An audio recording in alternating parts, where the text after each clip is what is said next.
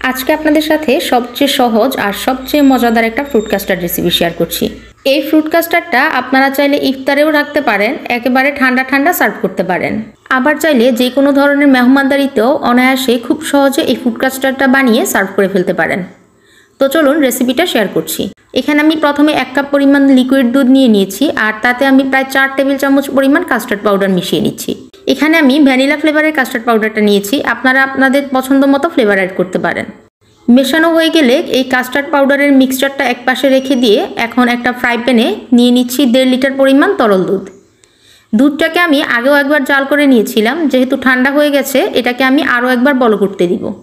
এখন এর মধ্যে দিয়ে দিচ্ছি 1 কাপ পরিমাণ চিনি আর খুবই সামান্য পরিমাণে লবণ। যারা মিষ্টি জিনিসে এই লবণটা পছন্দ করেন না তারা চাইলে স্কিপ করতে পারেন, আর চিনিটা আপনারা আপনাদের স্বাদ মতো ব্যবহার করবেন। এইবার অপেক্ষা করছি খুব ভালোভাবে একবার বলক আসা পর্যন্ত। খুব ভালোভাবে একবার বলক চলে আসলে এর মধ্যে দিয়ে দিচ্ছি আগে থেকে মিক্স করে রাখা কাস্টার্ড পাউডারের মিক্সচারটা। কাস্টার্ড পাউডারের মিক্সচারটা ঢালার সাথে সাথেই অনবরত নাড়তে হবে, নয়তো এক জায়গায় দলা পাকিয়ে যাওয়ার সম্ভাবনা থাকবে। এইবার অনবরত নাড়তে থাকবো আর ততক্ষণ পর্যন্ত জাল দিতে থাকবো যতক্ষণ না পর্যন্ত এর ঘনত্বটা একেবারে ঠিক হয়ে আসছে। এই তো এর ঘনত্বটা অনেকটাই ঠিক হয়ে এসেছে। এইবার আমি চুলাটা অফ করে দিব। এই ঘনত্বটা আপনারা আপনাদের পছন্দ মতো ঠিক রাখতে পারেন, আবার চাইলে কিছুটা পাতলাও রাখতে পারেন। আমি খুব একটা ঘন করব না, সেই জন্য আমি এই পর্যায়ে চুলাটা অফ করে দিয়েছি, কারণ ঠান্ডা হয়ে যাওয়ার পরে এই মিক্সচারটা আরও অনেকটাই ঘন হয়ে যাবে। এখন চলে যাচ্ছি পরের প্রসেসে। এখানে আমি বেশ কিছু ফল ছোট ছোট করে কেটে নিয়েছি।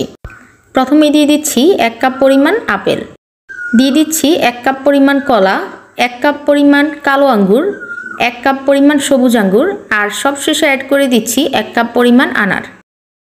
এখানে আপনারা আপনাদের পছন্দ মতো যে কোনো ধরনের ফ্রুট অ্যাড করতে পারেন। যত ধরনের ফ্রুট অ্যাড করবেন ততই এর স্বাদ বাড়বে। এইবার সবগুলো ফ্রুট একসাথে মিক্স করে নিচ্ছি। এতে করে দুধ আর কাস্টার্ডের যে মিক্সচারটা তৈরি করে রেখেছি সেটা এর সাথে মিক্স করতে খুবই সুবিধা হবে।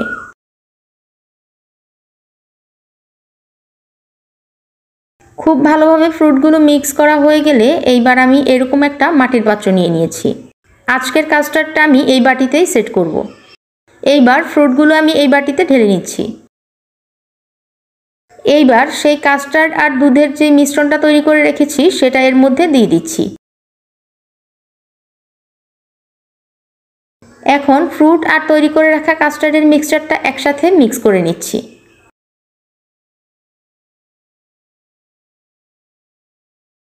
এই তো মিক্স করা হয়ে গেল।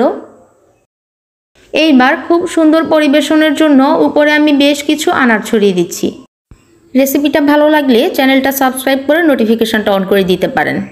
এতে করে যখনই আমি নতুন কোনো ভিডিও দিব তখনই আপনার কাছে পৌঁছে যাবে।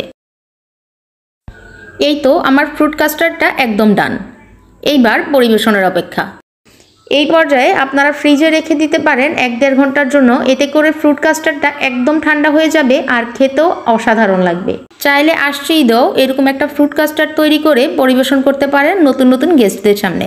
আবারও দেখা হচ্ছে নতুন কোনো রেসিপিতে। আল্লাহ হাফেজ।